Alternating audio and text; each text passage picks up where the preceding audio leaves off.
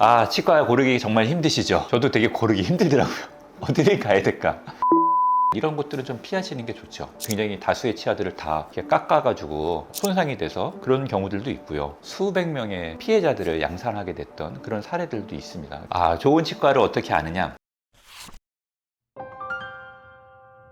치과 가면은 네. 보통 뭐 양심적인 치과, 나쁜 치과 이런 얘기들이 되게 많잖아요. 네, 요즘 양심치과가 이슈가 된 지 벌써 몇 년 된 걸로 제가 알고 있어요. 그런데 또 최근에 뉴스에서 무슨 생리를 다 뽑아서 임플란트를 박았다. 아, 네, 저도 그 사례가 많더라고요. 저도 그 뉴스 봤어요. 어떤 여자 치과 의사분인데, 저 그거 보고 깜짝 놀랐어요. 저게 어떻게 가능하지? 그래서 치과를 이제 가려고 하면은 네. 가서 무조건 치료를 받으라고 할 것 같아서 좀 겁나기도 하고. 아, 그렇죠. 그런 걱정을 하실 수 있겠다는 생각이 드네요. 아무래도 비싸잖아요. 그렇죠. 치과 비싸죠. 저도 어렸을 때 치과 가는 게 제일 싫었어요.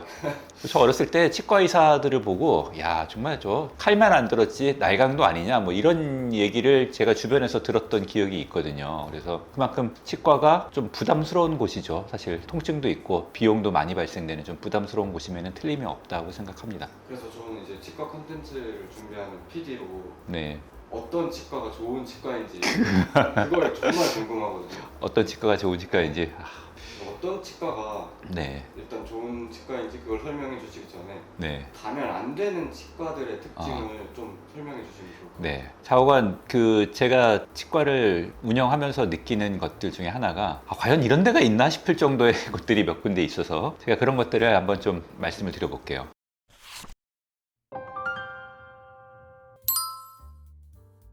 가면 안 되는 치과. 첫 번째는 갔는데 의사 선생님이 치료 계획을 설명하거나 검사를 해줘야 되는데, 그러니까 의사 선생님이 나와서 환자의 입안 상태를 먼저 보고, 그리고 그거에 대한 문제점들을 다 기록을 하고 그 문제점들을 어떻게 해결할 것인가에 대한 치료 계획을 제시해 주는 것까지가 의사 선생님들의 역할인데, 가자마자 직원이 먼저 보는 거예요. 실장이나 아니면 코디가 와서 먼저 치아들을 보고, 그리고 충치가 몇 개가 있으니까 이거는 뭐 하자 어떻게 하자 이렇게 계획을 미리 세우는 곳들이 있어요. 그렇게 계획을 다 세운 다음에 의사 선생님이 한 번 와서 쓱 한번 보고 뭐 이렇게 진행하세요 라고 얘기하고, 또 실장이 또 들어와서 뭐 치료 비용을 얘기하고 치료 계획을 그대로 그냥 진행하는 경우들이 있는데, 이런 경우들은 좀 피하시는 게 좋겠다. 왜?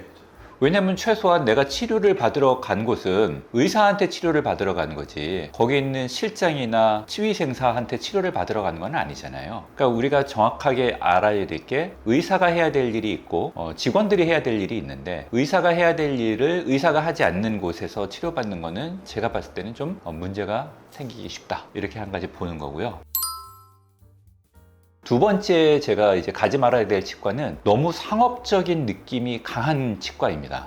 그건 어떻게 판단하죠? 네, 상업적인 느낌이 강한 곳은 이런 거예요. 너무 뭐 광고가 많이 상품을 하나를 내세워서 환자들을 유치한다거나, 이제 사무장이 있거나, 이제 이런 곳들은 좀 대부분 좀 상업적인데, 상업적인 게 꼭 나쁜 건 아니죠. 왜냐면 우리는 다 자본주의 사회에서 상업적인 그런 수많은 관계들 속에 살아가고 있지만, 그래도 최소한 내 치아, 내 몸을 맡기는 곳에서 너무 상업적이라는 거는 이제 과잉 진료라든가 혹은 하지 않아도 될 것들까지 진료를 받게끔 우리가 알든 모르든 유도될 수 있는 확률이 있는 곳들이기 때문에, 그런 것들은 좀 가능한 한 피하시는 걸 저는 좀 권해드리고 싶어요. 확실히 의사 선생님이 여기 치료해야 됩니다 라고 하면은 환자 입장에서는 할 말이 없어요. 그렇죠. 왜냐하면 여기 치료해야 됩니다 그러면 그 의사 선생님이 가지고 있는 어떤 그 권위, 전문가로서의 권위가 있고, 또 병원에 주고 있는 그런 분위기가 있지 않습니까? 치과 의자나 뭐 여러 가지 조명들이 주고 있는 그런 분위기가 있어서 치료하자 그러면 이걸 쉽게 거부할 수는 없는데, 제가 드리고 싶은 얘기는, 우리가 어떤 치료법에는 꼭 그거 한 가지만 옵션이 있는 게 아니에요. 다른 선택지들이 있다는 거죠. 그래서 그런 것들을 우리가 좀 한번 다시 생각해 볼 필요가 있다. 그러니까 예를 들어서 우리가 어떤 문제를 가졌는데 내가 충치가 있어요. 그럼 이 충치에 대한 해결 방법이 여러 가지가 있는 거예요. 뭐 간단하게는 아말감 치료도 있고, 레진 치료도 있고, 인레이 치료도 있고, 아니면 좀 기다려보는 것도 방법이 될 수 있고요. 그래서 그런 방법들이 여러 가지가 있기 때문에, 이런 또 하나의 문제를 놓고 바라보는 의사들의 견해도 또 다 차이가 납니다. 그러니까 상업적인 병원들은 조금 더 그런 것들을 좀 더 브로드하게 보겠죠. 질환의 범위를 넓게 바라보고 치료에 임할 거고요. 조금 더 양심적인 곳들은 그런 걸 조금 더 좁게 바라보겠죠. 그래서 치료 대상인 부분들을 더 좁게 볼 테니까, 그러니까 이게 꼭 뭐 좋다 나쁘다의 문제라기보다는 굳이 내가 치료를 받기 위해서 상업적인 곳을 골라서 가실 필요는 없지 않을까, 이렇게 이제 말씀을 드리는 거고요. 아 근데 업력은 치과 의사가 좀 짧을 수도 있지 않을까요?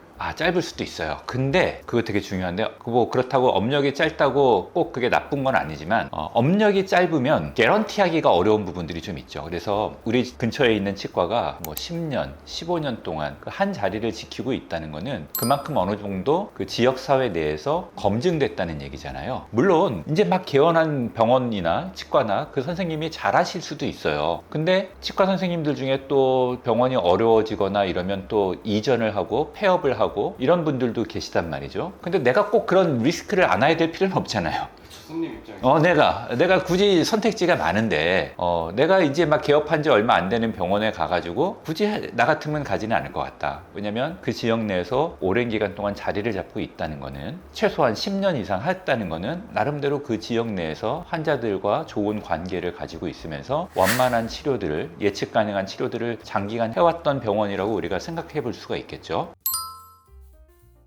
그 다음에 이제 네 번째로는 대기 시간이 너무 긴 곳들입니다.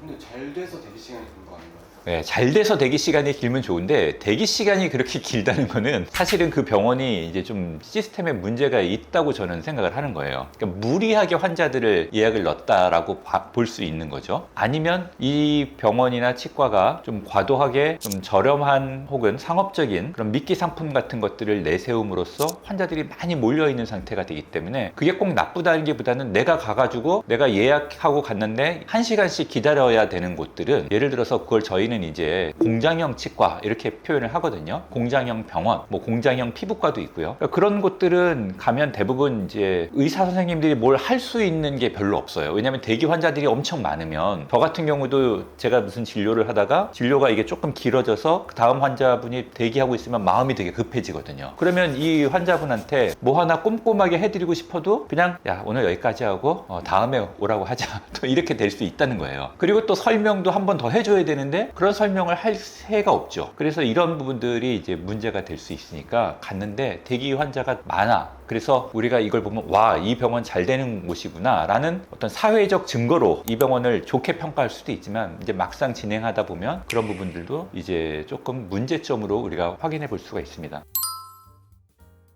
그 다음에 이제 다섯 번째는 어떻게 보면 제일 중요한 건데요. 의사 선생님하고 그 치과의 원장님하고 이게 소통이 좀 잘 되는 곳을 가셔야 되는데, 소통이 좀 잘 되지 않는 곳들이 있어요. 그런 것들은 좀 피하시는 게 좋아요. 그러니까 내가 어디가 아파요, 불편함이 있어요, 뭔가 불만이 있어요. 있을 수 있거든요. 사람 몸은 다양한 변수들이 많기 때문에 항상 그 일괄적인 치료를 진행해도 반응이 다르게 나타날 수가 있어요. 근데 그랬을 때 내가 가지고 있는 여러 가지 걱정이나 혹은 나의 불만들을 표출을 하고 싶은데 그거를 표현을 안 받아주는 병원들이 있거든요. 아예 의사 선생님하고 진료를 딱 끝나면 의사 선생님하고 뭔가 대화할 틈이 없어요. 환자가 너무 많다거나 너무 바쁘거나, 아니면 의사 선생님이 확 나가버리고 직원들이 다 마무리를 하면 나는 의사 얼굴도 못 보는 거죠. 내가 이렇게 얼굴 덮고 진행하고 의사 선생님 빠지고 직원이 와서 마무리하고 이렇게 되는 곳들은 사실은 이렇게 좀 바람직한 병원은 아니다, 이렇게 바라보고 있고요. 그러니까 진료 후에 의사 선생님이 와가지고 오늘 무슨 진료를 했고 어떠한 불편함이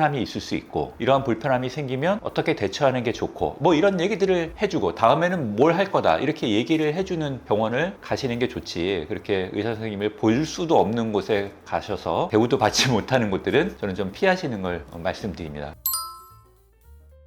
절대로 또 가지 말아야 될 치과들 중에 하나가 직원들한테 위임 진료를 많이 시키는 치과들입니다. 그러니까 의사 선생님들이 해야 될 영역이 있고 직원들이 할 영역이 있는데, 의사가 해야 될 영역까지 직원들한테 위임하는 곳들도 상당히 사실은 많아요. 왜냐하면 이제 아까 말씀드린 것처럼 대기 환자가 많은 곳들이 특히 그런데요. 그래서 그런 곳들은 좀 피하시는 게 좋고요.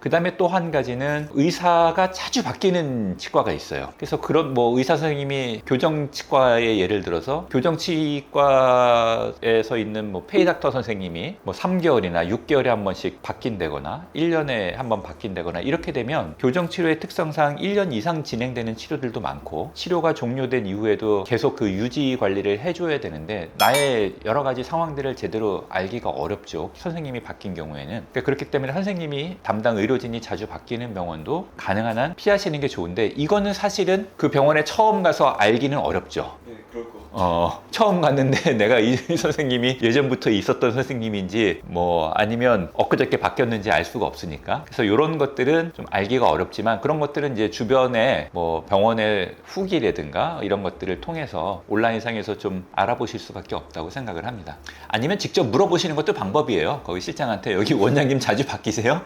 알려주시나요? 잘 안 알려주겠죠?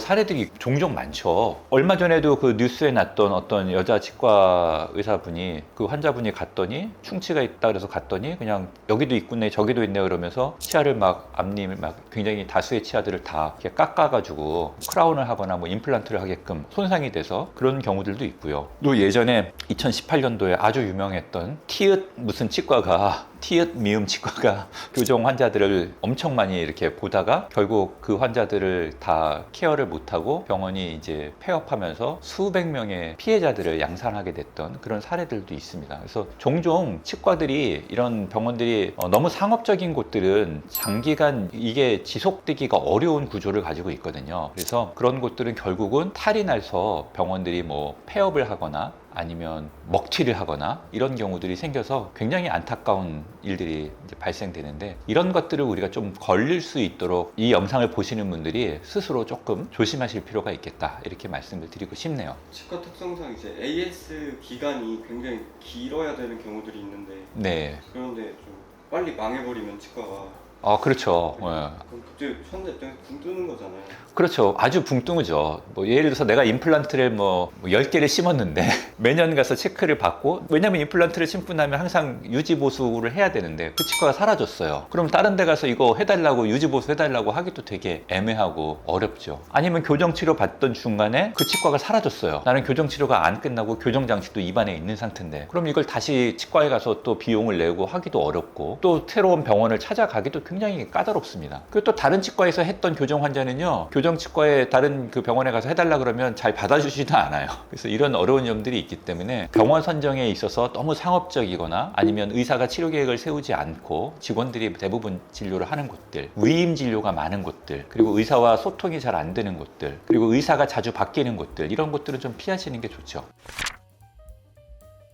좋은 치과를 어떻게 아느냐? 이것도 참 어려운데, 왜냐하면 또 그 좋은 치과들 중에 사실 이렇게 온라인상에서 본인을 드러내놓고 홍보하지 않는 병원들도 되게 많거든요. 그래서 우선 좋은 치과는, 내가 동네에 계신 분이라 그러면 뭐 그 약국들 있잖아요. 약국 같은 데 가셔가지고 슬쩍 한번 물어보세요. 여기 저 치아가 아픈데 여기 치과 어디가 잘해요? 이렇게 물어보면 그 약사님이 아마 몇 군데 소개해 주실 거예요. 왜냐면 그렇게 소개해 주시는 데들은 대부분 그 지역 내에서 오랜 기간 자리를 잡고 있는 치과일 가능성이 높습니다. 그러니까 이제 그런 곳들을 몇 군데 방문하셔서 아까 제가 얘기한 것처럼 의사가 직접 나와서 검사도 해주고 치료 계획에 대해서 설명도 해주는지도 보시고, 또 병원에서 제시하고 있는 여러 가지 치료 비용이나 이런 것들이 과도하게 상업적이진 않은지 혹은 과잉 진료를 유도하지는 않는지를 보시면서 결정을 하시면 좋을 것 같고요. 그 다음에 이제 온라인상에서 검색하실 때는 검색하셨는데 너무 광고가 많아, 이 치과가. 뭐라고 예를 들어서 뭐 라미네이트 검색했는데 맨 앞에 이렇게 쭉 노출된다 그러면 이제 그건 대부분 광고인데 그게 광고비가 꽤 많이 발생되거든요. 그러니까 그런 것들은 조금 한번, 그게 꼭 나쁘다는 얘기는 아닙니다. 과도하게 상업적인 곳이 그 중에 몇 군데 끼어 있을 수 있으니까 그런 것들을 좀 조심해서 바라보시면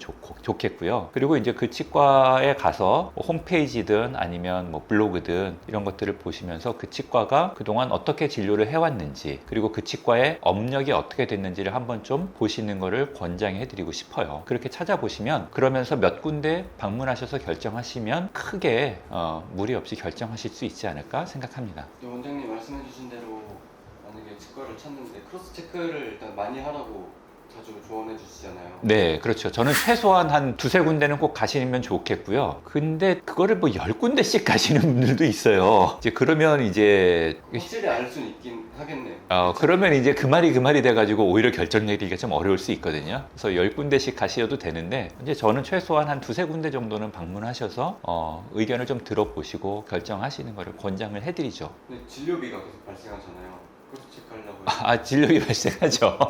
그런 거는 근데 치과 특성상 네. 좀 감안하고 해야 될 것 같아요. 제가 느끼기에. 그렇죠. 근데 사실 그 체크만 받으러 가는 그 검진비라고 하는데요. 그거는 뭐 그렇게 아주 부담스러운 금액은 아니거든요. 대략 한 8,800원 혹은 뭐 정도 되는 것 같아요. 그날 가서 엑스레이 사진을 어떻게 찍냐 안 찍냐 따라서 좀 다른데요. 그러나 대략 한 10,000원 언저리에서 검진을 받으실 수 있으니까 몇 군데 이렇게 크로스 체크해서 받으시면 낭패 볼 가능성을 좀 줄일 수 있지 않을까 이렇게 생각이 되고요. 제일 중요한 거는 주변 사람들한테 또 잘 치료받고 만족하신 분들이 있으면 그런 분들의 이렇게 소개나 아니면 추천을 통해서 치과에 방문하시는 것도 좋은 방법이 될 수 있겠습니다.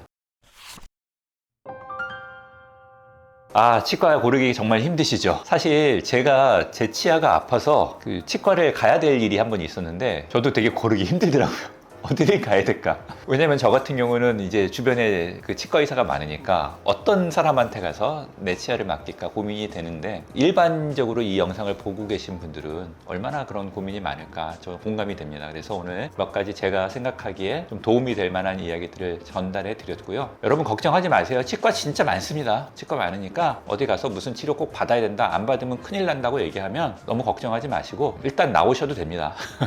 나왔다가 다시 결정하셔도 늦지 않으니까 여러분 그 치과 많고 병원 많으니까 너무 조급하게 빠르게 결정 내리지 않으셔도 되고요. 다만 여러분이 생각하기에 충분히 이 치과는 내가 믿을만해, 그리고 많은 사람들의 추천도 좋았어, 그리고 치료비도 내가 보기에 적당해, 그리고 나한테 과잉 진료도 하지 않는 것 같아, 치과도 오래됐어, 이러시면 그 치과 또 믿고 결정하셔도 됩니다. 왔다 갔다 여러 번 하는 것도 사실 시간도 많이 걸리고요, 에너지도 쏟는 것도 힘드시다고 하면 그렇게 결정하셔도 됩니다. 그래서 여러분들이 이 영상을 통해서 부디 좋은 치과를 잘 찾을 수 있기를 제가 기대하겠습니다. 시청해 주셔서 감사합니다.